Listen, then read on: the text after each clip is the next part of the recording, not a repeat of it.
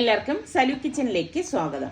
ഇന്ന് ഞാൻ വെറൈറ്റി ആയിട്ടുള്ള കുറച്ച് റെസിപ്പീസാണ് തയ്യാറാക്കുന്നത്. അപ്പം അതിന് വേണ്ടിയിട്ട് നമുക്കിതാ 1 കപ്പ് ഉഴുന്ന് പരിപ്പും 1/4 കപ്പ് തോല് കളഞ്ഞ ചെറുപയർ പരിപ്പും സെപ്പറേറ്റ് ചെയ്ത ബൗളിലേക്ക് ഇട്ട ശേഷം നന്നായിട്ടൊന്ന് കഴുകിയിട്ട് കുറച്ച് വെള്ളം ഒഴിച്ചിട്ട് നമുക്കിനി ഇതൊന്ന് കുതിരാനായിട്ട് വെക്കണം. 2 മണിക്കൂറൊക്കെ ഇത് കുതിർന്നാൽ മതി. ഒരുപാട് നേരം കുതിർക്കണം എന്നൊന്നുമില്ല കേട്ടോ. അപ്പം അതിനുശേഷം നമുക്ക് ഇനിയിപ്പോൾ ഇതൊന്ന് അരച്ചെടുക്കണം. അപ്പം അരച്ചെടുക്കാൻ വേണ്ടിയിട്ട് നമ്മൾ ഇതിൽ കുതിർത്ത് വെച്ചിരിക്കുന്ന വെള്ളം തന്നെയാണ് എടുക്കുന്നത് കേട്ടോ. കാരണം വാഷ് ചെയ്തിട്ടല്ലേ നമ്മൾ വെള്ളം ഒഴിച്ച് വെച്ചത്. അപ്പം ഞാൻ മിക്സിയുടെ ജാറിലേക്ക് ആദ്യം തന്നെ ഉഴുന്ന് ഒരു ബാച്ച് ഇട്ട് കൊടുക്കുകയാണ്. ഇട്ട് കൊടുത്ത ശേഷം ഇനി നമുക്ക് ഇതിലേക്ക് പാകത്തിനുള്ള ഉപ്പും പിന്നെ നമുക്ക് ഈ കുതിർത്ത് വെച്ചിരിക്കുന്നതിൽ നിന്ന് തന്നെ 2 ടേബിൾ സ്പൂൺ വെള്ളം കൂടി ഒഴിച്ചിട്ട് നമുക്കിനി ഇതൊന്ന് അരച്ചു കൊടുക്കണം. അപ്പം 2 ബാച്ചായിട്ടാണ് ഞാനിത് അരച്ചെടുക്കുന്നത്. എന്നിട്ട് അരച്ചത് നമുക്ക് ഈ ഒരു ബൗളിലേക്ക് മാറ്റി കൊടുക്കാം. അപ്പം ഇതുപോലെ ഈ ഒരു തിക്നെസ്സിൽ വേണം നമ്മൾ അരച്ചെടുക്കാം. ഒരുപാട് കട്ടിയാകരുത്, എന്നാൽ ഒരുപാട് ലൂസും ആകരുത് കേട്ടോ. അപ്പം 2ാമത്തെ ബാച്ചും ഞാനൊന്ന് അരച്ചെടുക്കുകയാണ്. അപ്പം എപ്പോഴും നമ്മൾ ഈ ചെറിയ ജാറിൽ അരച്ചെടുക്കുന്നതായിരിക്കും നല്ലത് കേട്ടോ, പെട്ടെന്ന് അരഞ്ഞ് കിട്ടും. അപ്പം നമ്മളുടെ ചെറുപയർ പരിപ്പും കൂടി ഞാൻ കുറച്ച് ഇതിലേക്ക് ഇട്ടിട്ട് ഒരുമിച്ചിട്ടിട്ട് തന്നെയാണ് അരച്ചു കൊടുക്കുന്നത് കേട്ടോ. അപ്പോൾ ഇത്രയല്ലേ ഉള്ളൂ. അപ്പോൾ പിന്നെ നമ്മൾ അതിനെ സെപ്പറേറ്റ് ചെയ്ത് വെക്കേണ്ട കാര്യമില്ലല്ലോ. ഇപ്പോൾ കുതിർക്കാൻ വേണ്ടിയിട്ടും വേണമെങ്കിൽ നിങ്ങൾക്ക് ഒരു ബൗളിലേക്ക് ഇട്ടിട്ട് കുതിർത്തെടുക്കാം കേട്ടോ. പിന്നെ ഞാൻ 3 പച്ചമുളകും ഏകദേശം 1/2 ടീസ്പൂൺ കായപ്പൊടിയും കൂടി ഇതിലേക്ക് ചേർത്തിട്ട് പാകത്തിനുള്ള ഉപ്പ് ഞാൻ ഈ അരച്ചെടുക്കുമ്പോൾ തന്നെ ഉപ്പ് ചേർക്കുക. അപ്പോൾ പിന്നീട് ഒരു പ്രശ്നമില്ലല്ലോ. എന്നിട്ട് നമ്മൾ ഈ കുതിർത്തിരിക്കുന്ന വെള്ളം ഇതുപോലെ 2 ടേബിൾ സ്പൂൺ ഒഴിച്ചിട്ട് ഒന്ന് അരച്ചു കൊടുക്കാം. കൂടുതൽ വെള്ളം നമ്മൾ ഇതിലേക്ക് ചേർക്കരുതേ. അങ്ങനെ കൂടുതൽ ഇതങ്ങ് ലൂസായി കഴിഞ്ഞാലും പിന്നെ നമുക്കത് വേണ്ട രീതിയിൽ റെഡിയാക്കി എടുക്കാൻ ബുദ്ധിമുട്ട് വരും. അപ്പം നമ്മൾ ഈ അരച്ചിരിക്കുന്നത് ഇനിയിപ്പോൾ കൈകൊണ്ട് നന്നായിട്ട് ഒരു 10 മിനിറ്റ് എങ്കിലും ഒന്ന് മിക്സ് ചെയ്യണേ. നോമ്പൊക്കെ വരുമ്പം മിക്ക നോമ്പിലും എൻ്റെ റെസിപ്പിയിൽ നോക്കിയാൽ ഇത് കാണും കേട്ടോ. പക്ഷേ അതിൽ നിന്നൊക്കെ വ്യത്യസ്തമായിട്ടാണ് ഇന്നിപ്പം ഞാനിത് തയ്യാറാക്കുന്നത്.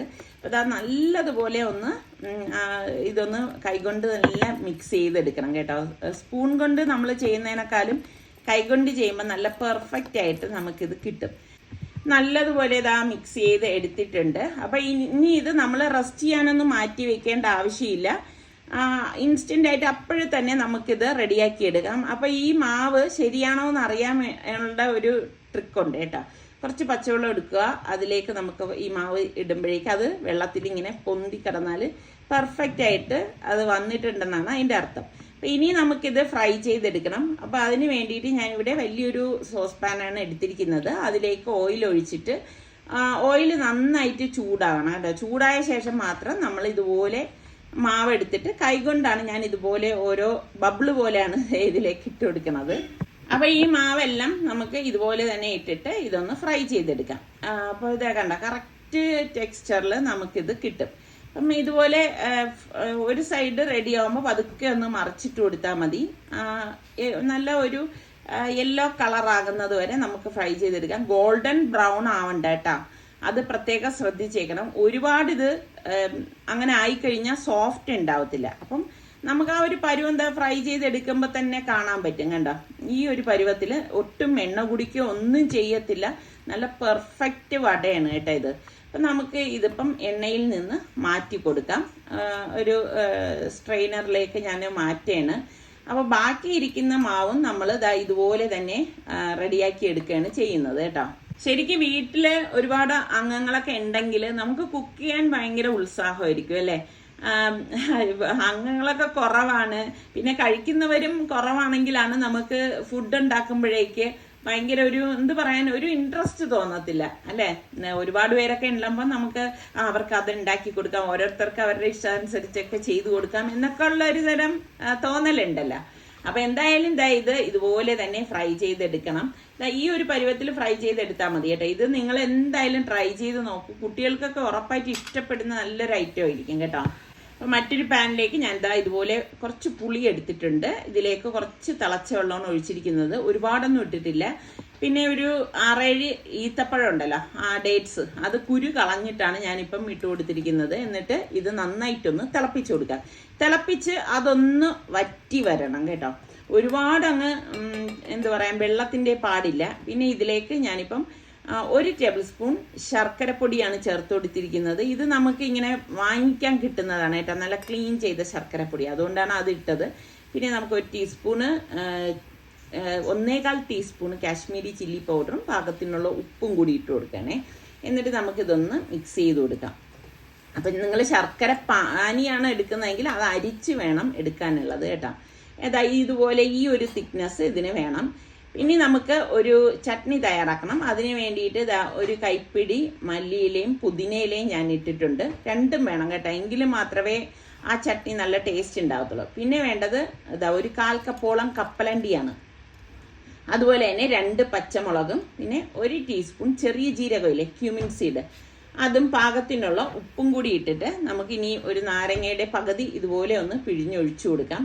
അപ്പം ചെറിയൊരു പുളിപ്പ് കിട്ടാൻ വേണ്ടിയിട്ടാണ് നമ്മൾ ഇതിലേക്ക് നാരങ്ങ നീര് ചേർത്ത് കൊടുക്കുന്നത്. എന്നിട്ട് ഇനിയിപ്പം നമുക്കിനി ഇതൊന്ന് അടിച്ചെടുക്കുകയാണ് ചെയ്യണത് കേട്ടോ.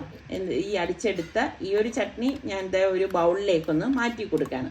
ശരിക്കും നമ്മൾ ഇതൊക്കെ ഫ്രീ ആയിട്ട് ഇരിക്കുന്ന ടൈമിൽ ഇതുപോലെ ചട്നിയും അതുപോലെ തന്നെ ആ ഒരു ഡേറ്റ്സിൻ്റെയൊക്കെ ആ ഒരു സിറപ്പില്ലേ പുളിയുടെ, അതും കൂടി ഉണ്ടാക്കി നമ്മൾ ഫ്രിഡ്ജിൽ വെക്കുകയാണെങ്കിൽ ഇത് ഈസി ആയിട്ട് ഉണ്ടാക്കിയെടുക്കാൻ പറ്റുന്ന ഒരു ഐറ്റമാണ്. അപ്പോൾ നമ്മളുടെ ഈ പുളിയുടെ ആ ഒരു പുളിയും ഡേറ്റ്സിൻ്റെ ഒക്കെ കൂട്ടുണ്ടല്ലോ, കുരു കളഞ്ഞെന്ന് ഉറപ്പ് വരുത്തിയിട്ട് മാത്രം മിക്സിയുടെ ജാറിലേക്ക് ഇട്ടിട്ട് നന്നായിട്ടൊന്ന് അടിച്ചു കൊടുക്കുക. എന്നിട്ട് ഞാൻ ഒരു അരിപ്പയിൽ ഇത് മാറ്റിയിട്ടുണ്ട്. ഇനി അതിലെന്തെങ്കിലും തരിയൊക്കെ ഉണ്ടെങ്കിൽ പോകാനാണ് നമ്മളിങ്ങനെ ചെയ്യണത് കേട്ടോ. അതൊന്ന് അരിച്ചെടുക്കണം. അപ്പോൾ ഇതുപോലെ ഒന്ന് അരിച്ചെടുത്തിട്ടുണ്ട്. അപ്പം നമുക്ക് ഒട്ടും അതിലേക്ക് ഒരു തരിയില്ല എന്ന് ഉറപ്പ് വരുത്തിയിട്ടുണ്ട്. അപ്പം ശരിക്കും ഇത് നല്ല ഒരു സ്വീറ്റും ആണ്, എന്നാൽ ചെറിയ പുളിയും ഉണ്ട്. അതുകൊണ്ട് നമ്മൾ പുളി ഇതിലേക്ക് ചേർത്തത് കേട്ടോ. എന്നിട്ട് ഞാൻ മറ്റൊരു ബൗൾ എടുത്തിട്ടുണ്ട്. അതിലേക്ക് തിളച്ച വെള്ളമാണ് ഒഴിച്ചു കൊടുത്തിരിക്കുന്നത്. ഇതിലേക്ക് ഇനി ഒരു 1/2 ടീസ്പൂണോളം മഞ്ഞൾപ്പൊടിയും അതുപോലെ തന്നെ കുറച്ച് ഉപ്പ് കേട്ടോ, വളരെ കുറച്ച് ഉപ്പും കൂടി ഇട്ടിട്ടുണ്ട്. ഇനി ഇത് നമ്മൾ ഈ ഫ്രൈ ചെയ്ത് വെച്ചിരിക്കുന്ന വടയുണ്ടല്ലോ, അത് നമുക്ക് ഇതിലേക്ക് ഇട്ട് കൊടുക്കാം. അപ്പം അത് ഈ വെള്ളത്തിൽ കിടന്ന് ഒന്ന് കുതിരും. അപ്പം ഇതുപോലെ തിളച്ച വെള്ളം തന്നെ എടുത്തേക്കണം കേട്ടോ. അപ്പം ഇതുപോലെ ഞാനൊന്ന് മുക്കി വെച്ച് കൊടുക്കണം. എല്ലാ വടയും ഞാൻ ഇതുപോലെ തന്നെ എടുക്കണം കേട്ടോ. ഒരു 2-3 മിനിറ്റെങ്കിലും ഇതുപോലെ ഇരിക്കട്ടെ. അപ്പം ഇത് ഞാൻ വീട്ടിൽ തന്നെ ഉറയൊഴിക്കുന്നതാണ് കേട്ടോ. പിന്നെ സലൂനാണെങ്കിൽ എപ്പോഴും ഇങ്ങനെ അധികം പുളിപ്പില്ലാത്ത തൈര് വേണ്ടത്. അപ്പം അതുകൊണ്ട് അങ്ങനത്തെ തൈര് വാങ്ങിച്ചിട്ടായിരിക്കും ഞാൻ എപ്പോഴും ഉറയൊഴിക്കുന്നത്. ഇപ്പോൾ ഈ നോമ്പിൻ്റെ സമയത്താണ് കേട്ടോ.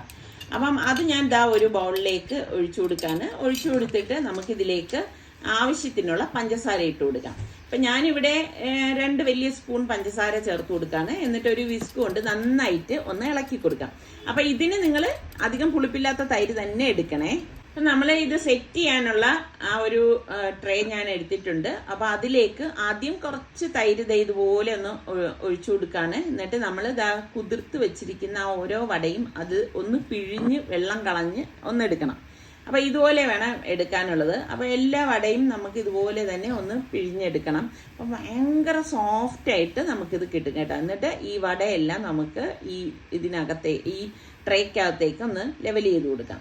അതിനുശേഷം അതിന് മീതെ വീണ്ടും നമ്മൾ ഈ റെഡിയാക്കി എടുത്തു വെച്ചിരിക്കുന്ന തൈരുണ്ടല്ലോ, അത് ഇതുപോലെ ഒന്ന് ഒഴിച്ചു കൊടുക്കണം. അപ്പോൾ ഞാൻ നേരത്തെ പറഞ്ഞില്ലേ, കുട്ടികൾക്കൊക്കെ എന്തായാലും ഇഷ്ടപ്പെടുന്ന ഒരു ഐറ്റം തന്നെ ആയിരിക്കും. പക്ഷെ ഇത് നമ്മൾ ഫ്രിഡ്ജിൽ വെച്ച് നന്നായിട്ട് തണുപ്പിച്ചിട്ട് ഉപയോഗിക്കാവൂ. ഇനി ഇതിൻ്റെ മീതെ നമ്മളുടെ ആ ഗ്രീൻ ചട്നി ഉണ്ടല്ലോ, അത് ഇതുപോലെ വെച്ച് കൊടുക്കാം. പിന്നെ നമ്മളുടെ ആ ഒരു പുളിയും മധുരമൊക്കെ ഉള്ള ആ ഒരു സിറപ്പും ഇതുപോലെ ഒന്ന് ഒഴിച്ചു കൊടുക്കാം. അപ്പം നമുക്ക് എത്രയാണോ വേണ്ടത് അതിനനുസരിച്ച് ഇത് ചേർത്ത് കൊടുത്താൽ മതി. നമ്മൾ കഴിക്കുന്ന സമയത്ത് ഇതെല്ലാം കൂടി മിക്സ് ചെയ്തിട്ടാണ് നമ്മൾ ബൗളിലേക്ക് ആക്കിയിട്ട് കഴിക്കുന്നത് കേട്ടോ. അപ്പോഴും നല്ല ടേസ്റ്റ് ആയിരിക്കും. പിന്നെ കുറച്ച് മുളക് പൊടിയും അതുപോലെ തന്നെ കുറച്ച് ചാറ്റ് മസാലയും കൂടി ഒന്ന് ഇതുപോലെ ഒന്ന് വിതറിക്കൊടുക്കുകയാണ്. പിന്നെ ഒരു ഭംഗിക്ക് വേണ്ടിയിട്ട് പോമഗ്രാനേറ്റ് ഇല്ലേ, മാതളം, അതും കൂടി ഇട്ട് കൊടുക്കുകയാണ് കേട്ടോ. ശരിക്കും ഗസ്റ്റൊക്കെ വരണമെങ്കിൽ കൊടുക്കാൻ പറ്റിയൊരു ഐറ്റമാണ്. അങ്ങനെ നമ്മളുടെ ദഹി വട റെഡി ആയിട്ടുണ്ട്. ഇപ്പം നമ്മുടെ വരാന്തയിൽ ഇരുന്ന് ഇങ്ങനെ നോക്കുമ്പോൾ ഈ കടലാസ് പൂവൊക്കെ നല്ല പൂത്തിരിക്കുന്നേ. അപ്പം ഇതിൻ്റെ ഓരോന്നിനും ഓരോ പേരുണ്ട്. നിങ്ങൾക്കറിയാവോ ഇതിൻ്റെ ഓരോന്നിൻ്റെയും പേരെന്താണെന്ന്? ഞാൻ ഇതിനു മുൻപ് പറഞ്ഞു തന്നിട്ടുണ്ട്. അറിയുന്നവരൊക്കെ ഒന്ന് കമൻറ്റ് ചെയ്യേട്ടാ. പക്ഷേ എനിക്ക് ഇതിൻ്റെ പേരറിഞ്ഞൂടാത്ത ഒരു കടലാസ് പൂവുണ്ട്. അപ്പം നിങ്ങൾ ആർക്കെങ്കിലും അറിയാമെങ്കിൽ ഇതിൻ്റെ പേരും കൂടി ഒന്ന് ഷെയർ ചെയ്ത് തരണേ. ഏതാണെന്നോ ഈ ഒരു യെല്ലോ കാണുന്നത്. കണ്ട, ഇതിൻ്റെ പേര് എനിക്കറിയത്തില്ല, ഒന്ന് പറയണേ. കാണാൻ നല്ല ഭംഗിയുണ്ട്. എന്ത് രസമാണല്ലേ കടലാസ് പൂവൊക്കെ കാണാൻ. നിങ്ങളുടെ വീട്ടിലൊക്കെ ഉണ്ടോ? ഉണ്ടെങ്കിൽ പറയട്ടാ. അപ്പം ഇതിനിടയിൽ എനിക്ക് കുറേ പണികളൊക്കെ ഉണ്ടായിരുന്നു. പിന്നെ അതൊക്കെ കഴിഞ്ഞ് വൈകുന്നേരമാണ് ഞാൻ കിച്ചണിലേക്ക് വന്നത്. പിന്നെ ഒരു ബൗൾ എടുത്തിട്ട് ഇതിലേക്ക് നമുക്ക് 1 കപ്പ് ഇളം ചൂടുപാൽ ഒഴിച്ചു കൊടുക്കാണ്. പിന്നെ വേണ്ടത് 3 ടേബിൾ സ്പൂൺ ബട്ടർ മെൽറ്റ് ചെയ്യിക്കേണ്ട ആവശ്യമൊന്നുമില്ല, കാരണം ഈ ഇളം ചൂട് പാലിൽ കിടന്ന് തന്നെ അത് മെൽറ്റ് ആയിക്കോളും. ഇനി ഇതിലേക്ക് നമുക്ക് വേണ്ടത് പഞ്ചസാരയാണ്. അപ്പം ഞാനിവിടെ 1 ടേബിൾ സ്പൂൺ പഞ്ചസാരയും കൂടി ചേർത്ത് കൊടുക്കുകയാണ്. ഇനി നമുക്ക് പാകത്തിനുള്ള ഉപ്പിട്ട് കൊടുക്കാം. ഉപ്പ് കൂടണ്ട കേട്ടോ. ഇനി മെയിനായിട്ട് വേണ്ടത് ഇൻസ്റ്റൻറ്റ് ഈസ്റ്റാണ്. 3/4 ടീസ്പൂൺ ഇൻസ്റ്റൻറ്റ് ഈസ്റ്റ് നമുക്ക് ഇതിലേക്ക് ഇട്ട് കൊടുക്കാം. ഈസ്റ്റും കൂടി ഇതുപോലെ ഒന്ന് ചേർത്ത് കൊടുക്കണം. അത് ആക്റ്റീവായി കിട്ടാനാണ് നമ്മൾ ഇതിലേക്ക് ഈസ്റ്റ് ചേർത്ത് കൊടുക്കുന്നത് കേട്ടോ.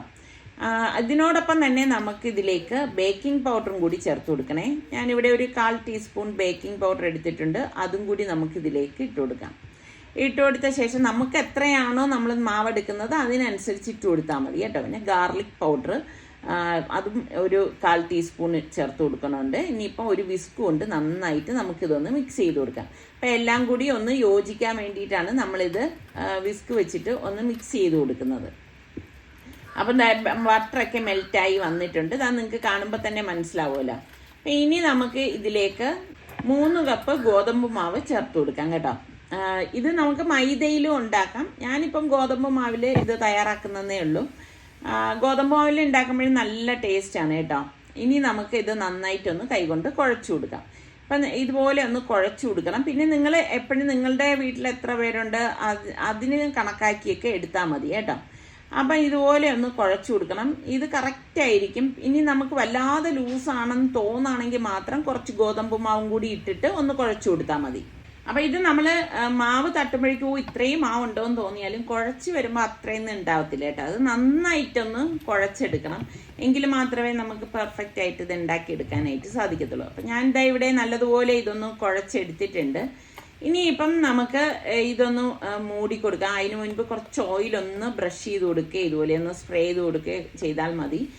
ഒന്നുമില്ലെങ്കിൽ ഓയിലൊന്ന് ഇതുപോലെ ഒന്ന് തടവി കൊടുത്താലും മതിയാവും കേട്ടോ. അത് ഡ്രൈ ആവാതിരിക്കാനാണ് നമ്മൾ ഇതുപോലെ ഓയിൽ തടവി കൊടുക്കണം. എന്നിട്ട് അടച്ച് നമുക്കൊന്ന് മാറ്റി വെക്കാം. 1/2 മണിക്കൂറെങ്കിലും അങ്ങനെ ഇരിക്കട്ടെ. ഈ സമയം കൊണ്ട് നമുക്കൊരു വെറൈറ്റി കറി ഉണ്ടാക്കാം. അതിന് വേണ്ടിയിട്ട് ഞാനിവിടെ സവാളയൊക്കെ ഒന്ന് സ്ലൈസ് ചെയ്ത് എടുക്കുകയാണ്. അപ്പം ഇതാ ഈ ഒരു രീതിയിൽ കനം കുറച്ച് വേണം സ്ലൈസ് ചെയ്ത് എടുക്കാനുള്ളത് കേട്ടോ. പിന്നെ നമുക്ക് ഇതിലേക്ക് വേണ്ടിയിട്ട് ഇഞ്ചിയും വെളുത്തുള്ളിയും ഒന്ന് ചതച്ചു കൊടുക്കണം. ഞാനിവിടെ 1 ഉണ്ട വെളുത്തുള്ളിയും 1 പീസ് ഇഞ്ചി എടുത്തിട്ടുണ്ട്. അതൊന്ന് ചതച്ചെടുക്കണം കേട്ടോ.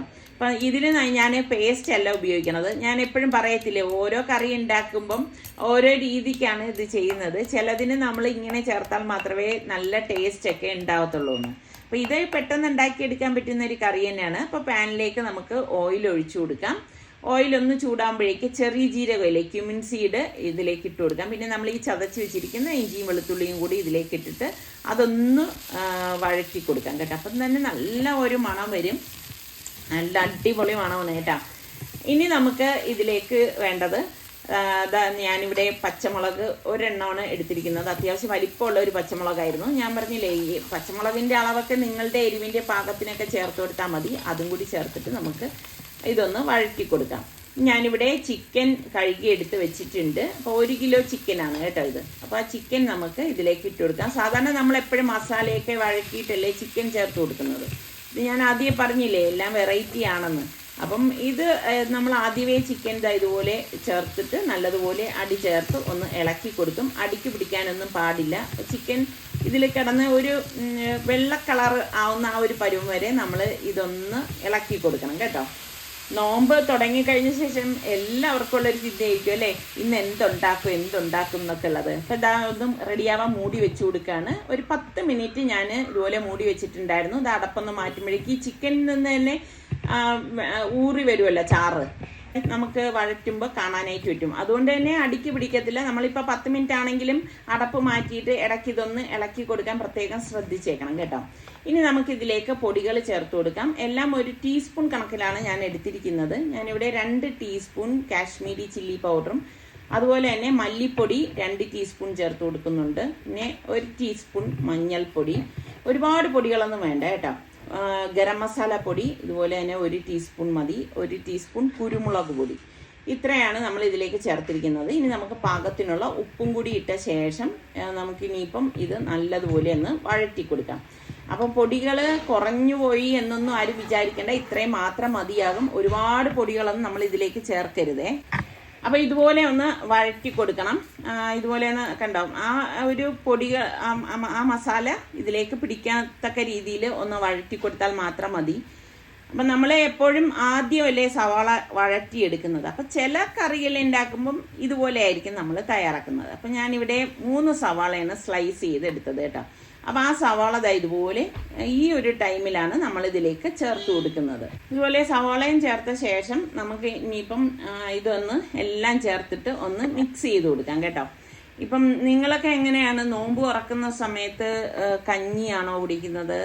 ചിലർ ഈ പറഞ്ഞ മാതിരി ഓട്സിൻ്റെ കഞ്ഞിയായിരിക്കും കുടിക്കുന്നത് അല്ലേ, ചിലർ തരിക്കഞ്ഞി റവ ഇട്ടുള്ള കഞ്ഞിയായിരിക്കും, പലര് പല രീതിക്കായിരിക്കും അല്ല ഇഷ്ടപ്പെടുന്നത്. അപ്പം ഇവിടെ ആണെങ്കിൽ നമ്മളുടെ പൊടിയരിയില്ലേ, പൊടിയരി ഇട്ടിട്ടാണ് ഞാൻ നോമ്പ് കഞ്ഞി ഉണ്ടാക്കണത്. ഞാൻ അതൊക്കെ ഒരുപാട് വീഡിയോയിലൊക്കെ കാണിച്ചിട്ടുള്ളതാണല്ലോ. അപ്പം കഞ്ഞി മസ്റ്റായിട്ട് ഞങ്ങൾ ഇവിടെ ഉണ്ടാക്കും കേട്ടോ. ശരിക്കും കഞ്ഞി കുടിക്കുമ്പോൾ നല്ല ഒരു ക്ഷീണം മാറും എന്നുള്ളതാണ് വാസ്തവം. അപ്പോൾ അതായത് വഴറ്റിയിട്ട് ഞാൻ മൂടി വെച്ചിട്ടുണ്ടായിരുന്നു. വീണ്ടും ഒരു 10 മിനിറ്റ് കഴിഞ്ഞപ്പോഴേക്കും മൂടി മാറ്റിയിട്ട് ഇതുപോലെ ഒന്ന് ഇളക്കി കൊടുക്കുകയാണ്. ഇത് അത്യാവശ്യം നല്ല പരന്ന ബോട്ടം പാൻ ആയതുകൊണ്ട് തന്നെ എല്ലാം നല്ലതുപോലെ കുക്കായി കിട്ടും കേട്ടോ. നമ്മൾ ഉപയോഗിക്കുന്ന ഓരോ പാനിനും ഉണ്ട് കേട്ടോ ഓരോരോ രീതികൾ. അപ്പം ഇതിലേക്ക് ഞാൻ 1 കപ്പ് തിളച്ച വെള്ളമാണ് ഇപ്പോൾ ഒഴിച്ചു കൊടുത്തിരിക്കുന്നത്. ഒരുപാട് വെള്ളം നമ്മൾ ഇതിലേക്ക് ചേർക്കേണ്ട ആവശ്യമില്ല കേട്ടോ. എന്നിട്ട് നമുക്ക് ഇതുപോലെ ഒന്ന് ഇളക്കി കൊടുക്കണം. അതുപോലെ തന്നെ ചിലർ നോമ്പിന് മീനൊന്നും കഴിക്കത്തില്ല എന്ന് പറയും. കാരണം ചിക്കനും മട്ടൺ അങ്ങനെയൊക്കെ ഉള്ളതായിരിക്കും എന്ന് പറയും. ഇതായത് പകുതി തക്കാളിയാണ് കേട്ടോ കട്ട് ചെയ്തത് നമ്മൾ ഇതിലേക്ക് ഇട്ട് കൊടുത്തിട്ട് മൂടി വെച്ച് കൊടുക്കുകയാണേ. ഞാൻ ഇതുപോലെ മീൻകറിയൊക്കെ ഉണ്ടാക്കണമെങ്കിൽ അത് ഈ പറഞ്ഞ മാതിരി അത്താഴത്തിൻ്റെ സമയത്ത് പത്തിരിക്കൊപ്പോൾ അങ്ങനെ കഴിക്കാനൊക്കെയാണ് എടുക്കണത് കേട്ടോ. പക്ഷെ ഇവിടെ ഈ പറഞ്ഞ മാതിരി മീൻകറി അത്താഴത്തിന് എടുക്കുമ്പം ഇപ്പോൾ സൽമാനും നിസാർക്കൊക്കെ അതൊരു ബുദ്ധിമുട്ടായിട്ട് എനിക്ക് തോന്നി കേട്ടോ. നിങ്ങളുടെ വീട്ടിൽ അങ്ങനെയുള്ളവരൊക്കെ ഉണ്ടാ? അവർക്ക് ചമ്മന്തി ആയാലും മതി എന്ന് പറയും, പക്ഷെ മീൻകറി വേണ്ടാന്ന് പറയും കേട്ടോ. അതെന്താണെന്ന് എനിക്കും അറിയത്തില്ല. എന്നിട്ട് നമ്മൾ ഇതിലേക്ക് തൈരുണ്ടല്ലോ, ഞാനിവിടെ ഒരു 1/4 കപ്പ് തൈര് നല്ലതുപോലെ ഒന്ന് ഉടച്ച ശേഷം നമുക്ക് ഇതിലേക്ക് ചേർത്ത് കൊടുക്കാം. ഒരുപാട് പുളിയുള്ള തൈര് നമ്മൾ ചേർത്ത് കൊടുക്കരുത്, അത് പ്രത്യേകം ഒന്ന് ശ്രദ്ധിച്ചേക്കണം കേട്ടോ. അധികം പുളിപ്പില്ലാത്ത തൈര് വേണം നമ്മൾ ഇതിലേക്ക് ചേർത്ത് കൊടുക്കാൻ. അതുപോലെ തന്നെ ചിലർ പറയും ചിക്കനും തൈരും ഒന്നും യോജിക്കത്തില്ല എന്നൊക്കെ പറയും. പക്ഷേ നമ്മൾ എപ്പോഴും നോക്കിയാൽ ഈ ഹൈദരാബാദികളൊക്കെ നിങ്ങൾ ശ്രദ്ധിച്ചിട്ടുണ്ടോ? അവരൊക്കെ നമ്മൾ ചിക്കൻ്റെ കൂടെ മട്ടൻ്റെ കൂടെ ഒക്കെ തൈര് ഉപയോഗിക്കും കേട്ടോ. പിന്നെ കുറച്ച് ഫ്രഷ് ക്രീമും കൂടി നമ്മൾ ഇതിലേക്ക് ഒഴിച്ചു കൊടുക്കും കേട്ടോ. ഇതൊക്കെ ചേർത്ത് കഴിയുമ്പോൾ നല്ല ടേസ്റ്റാണ്. എന്തായാലും നിങ്ങൾ ഒരു പ്രാവശ്യമെങ്കിലും ഇങ്ങനെ ഒന്ന് ട്രൈ ചെയ്ത് നോക്കണം കേട്ടോ. ഇപ്പം നമ്മുടെ പൂരിയുടെ കൂടെയും അതുപോലെ തന്നെ ചപ്പാത്തിയുടെ കൂടെയും പുട്ടിൻ്റെ കൂടെയും ഒക്കെ കഴിക്കാൻ നല്ല ടേസ്റ്റ് തോന്നും കേട്ടോ ഈ ഒരു കറി. പിന്നെ നമുക്ക് വേണ്ടത് കസൂരി മേത്തിയാണ്. കസൂരി മേത്തി ഇതുപോലെ ഒന്ന് പൊടിച്ച് ഇതിനെ മീതെ ഇട്ട് കൊടുത്തു കഴിഞ്ഞാൽ സംഭവം എളുപ്പം റെഡിയായി കിട്ടും കേട്ടോ. ഒരുപാട് നേരം നമ്മൾ ഉള്ളി വഴറ്റാനൊന്നും അങ്ങനെ നിൽക്കേണ്ട കാര്യമില്ല. നമ്മൾ ചെയ്യുന്ന ജോലിയുടെ ഇടയിൽ ഇതൊന്ന് ഇളക്കി കൊടുത്താൽ മാത്രം മതി. പിന്നെ കുറച്ച് മല്ലിയിലയും കൂടി ഇതുപോലെ എന്നിട്ട് കൊടുക്കും കേട്ടോ. അപ്പം നമ്മളുടെ കറി ഇവിടെ റെഡി ആയിട്ടുണ്ട്. അപ്പം കണ്ട അടിപൊളിയായിട്ടുണ്ട് അല്ലേ. അപ്പം ട്രൈ ചെയ്ത് നോക്കണേ. ഇനി നമുക്ക് നമ്മളുടെ ഗാർലിക് നാൻ ഉണ്ടാക്കാം. അതിന് വേണ്ടിയിട്ടാണ് ഞാൻ അതായത് ഗോതമ്പ് മാവിലാണ് നമ്മൾ ഇത് തയ്യാറാക്കിയത്, മൈദയിലല്ലല്ലോ. അപ്പം നല്ല ടേസ്റ്റ് തന്നെ ഉണ്ടാവും കേട്ടോ. ഞാൻ പറഞ്ഞില്ലേ വെറൈറ്റി എന്ന് ഞാൻ ഉദ്ദേശിച്ചത് അതാണ്. അപ്പം നല്ല സോഫ്റ്റ് ആയിട്ട് വന്നിട്ടുണ്ട്. ഇനിയിപ്പം പ്രത്യേകിച്ച് വേറെ നമ്മൾ കാര്യങ്ങളൊന്നുമില്ല. ഇതൊന്ന് പരത്തി ഒന്ന് ചുട്ടെടുക്കണം കേട്ടോ. മുമ്പൊക്കെ ആണെങ്കിൽ നമ്മൾ ഇപ്പം നോമ്പില്ലാത്ത സമയമൊക്കെ ആണെങ്കിൽ ആ സമയത്ത് ഞാൻ അങ്ങനെയാണ് കേട്ടോ, ഇവർ കഴിക്കാനിരിക്കുന്ന സമയത്ത് തൊട്ട് മുൻപായിരിക്കും ഇതൊക്കെ ഉണ്ടാക്കി കൊടുക്കണം. പക്ഷെ ഇപ്പം നോമ്പാകുമ്പോഴേക്കും നമുക്ക് അങ്ങനെ നിൽക്കാൻ പറ്റത്തില്ലല്ലോ. അപ്പോൾ കുറച്ച് മുൻപ് തന്നെ ഇങ്ങനെ കുക്ക് ചെയ്യുമ്പോഴേക്ക് ഇതുപോലെ ഒന്ന് പരത്തി ചുട്ടെടുക്കേണ്ടതൊക്കെ ഉണ്ടാക്കി റെഡിയാക്കി വെക്കും. അപ്പം കൂടുതൽ നമ്മൾ ഇബാദത്തിനായിട്ടൊക്കെ എടുക്കേണ്ട ടൈമാണല്ലേ അത്. ഇപ്പോഴത്തെ എൻ്റെ ഒരു റുട്ടീൻ അനുസരിച്ച് ഞാൻ രാവിലെ തന്നെ മിക്കവാറുമുള്ള ജോലികളൊക്കെ ഒന്ന് ഒതുക്കി വെക്കും കേട്ടോ. മുൻപ് ഒന്നും അങ്ങനെയല്ലായിരുന്നു, അസർ കഴിഞ്ഞായിരിക്കും കൂടുതൽ നേരം കിച്ചണിലേക്ക് വന്നിരുന്നത്. ഇപ്പം വല്ലപ്പോഴും ഇതുപോലെയുള്ള സമയങ്ങളിൽ മാത്രമേ അസർ കഴിഞ്ഞിട്ട് കയറാറുള്ളൂ കേട്ടോ. നിങ്ങളൊക്കെ എങ്ങനെയാണ്? രാവിലെ കുക്ക് ചെയ്ത് വെക്കാണോ അതെ അസർ കഴിഞ്ഞിട്ടാണോ കിച്ചണിലേക്ക് വരുന്നത്? എങ്ങനെയാണ് നിങ്ങളുടെയൊക്കെ ആ ഒരു ടൈമിങ് കുക്കിങ്ങിൻ്റെയൊക്കെ ഒന്ന് പറയുക കേട്ടോ. അപ്പോൾ ദാ ഇതൊന്ന് പരത്തി എടുത്തിട്ടുണ്ട്. ഒരുപാട് കട്ടിക്ക് ഞാൻ പരത്തിയിട്ടില്ല, എന്നാൽ ഒരുപാട് തിന്നായിട്ടും പരത്തിയിട്ടില്ല. ഈ ഒരു പരുവത്തിലാണ് പരത്തിയിരിക്കുന്നത്. അപ്പം നമ്മൾ ചൂടായ പാനിലേക്ക് ഇടുമ്പോൾ തന്നെ ഇതിലേക്ക് ബബിൾസ് വരും. എന്നിട്ട് നമുക്ക് തിരിച്ചിട്ട് കൊടുക്കാം. ഇങ്ങനെ ഇതേ കുറച്ച് ബട്ടർ ഇതുപോലെ ഒന്ന് തേച്ച് കൊടുത്താൽ മതി കേട്ടോ. അപ്പോൾ പലരും ഈസ്റ്റൊക്കെ ചേർക്കുമ്പോഴേക്ക് ഇത് അൺഹെൽത്തി അല്ലേ എന്നൊക്കെ എൻ്റെ അടുത്ത് ചോദിക്കും. എനിക്കറിയാം, വല്ലപ്പോഴും ഒക്കെ നമ്മൾ ഇങ്ങനെ ചേർത്ത് ഉണ്ടാക്കിയത് കൊണ്ട് കുഴപ്പമൊന്നുമില്ല കേട്ടോ. എന്നും നമ്മളിപ്പോൾ ഈസ്റ്റ് ഒന്നും ചേർത്തുള്ള ആഹാരമൊന്നും അല്ലല്ലേ ഉണ്ടാക്കണത്. പക്ഷേ ഇതിലൊക്കെ നമ്മൾ ഇതുപോലെയുള്ള നമ്മളിപ്പോൾ റെസ്റ്റോറൻറ്റിലൊക്കെ ചെന്ന് നിങ്ങൾ നാനൊക്കെ വാങ്ങിച്ച് കഴിക്കുമ്പോൾ ചേർക്കൂല എന്നാണ് നിങ്ങൾ വിചാരിക്കുന്നത്. അതിലൊക്കെ അവർ നല്ലതുപോലെ ഈസ്റ്റും സംഭവങ്ങളും ഒക്കെ ചേർക്കും.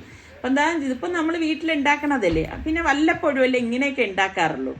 അപ്പോൾ കുട്ടികൾക്കൊക്കെ എന്തായാലും ഇഷ്ടപ്പെടും കേട്ടോ. അപ്പോൾ എല്ലാം ഞാൻ ഇതുപോലെ ഒന്ന് ചുട്ടെടുക്കുകയാണ്. അപ്പോൾ ഇതൊക്കെയാണ് നമ്മളുടെ ഇന്നത്തെ നോമ്പുതറ വിഭവങ്ങൾ. അപ്പോൾ ഇന്ന് ഞാൻ ഉണ്ടാക്കിയതിൽ ഏതാണ് നിങ്ങൾക്ക് ഇഷ്ടപ്പെട്ടതെന്ന് തീർച്ചയായിട്ടും നിങ്ങളൊന്ന് കമൻറ്റ് ചെയ്യണം കേട്ടോ. എന്തായാലും നിങ്ങളുടെ കമൻസിനായിട്ട് ഞാൻ കാത്തിരിക്കും. അപ്പോൾ അടിപൊളി ടേസ്റ്റിയാണ്. അപ്പോൾ നമുക്ക് ഇനി ഇതുപോലെയുള്ള നല്ല അടിപൊളി റെസിപ്പി അടിപൊളി വ്ളോഗായിട്ടൊക്കെ വീണ്ടും കാണാം. പിന്നെ എപ്പോഴും പറയുന്ന പോലെ സബ്സ്ക്രൈബ് ചെയ്യാതെ കാണുന്ന ആരെങ്കിലുമൊക്കെ ഉണ്ടെങ്കിൽ നിങ്ങൾക്ക് ഇഷ്ടപ്പെടുകയാണെങ്കിൽ സബ്സ്ക്രൈബ് ചെയ്യാനും ബെല്ലൈക്കൺ പ്രസ് ചെയ്യാനും ഒന്നും മറന്നു വരുത് കേട്ടോ. അപ്പോൾ ഇനി നമുക്ക് വീണ്ടും കാണുന്നത് വരെ എല്ലാവർക്കും ബൈ ബൈ.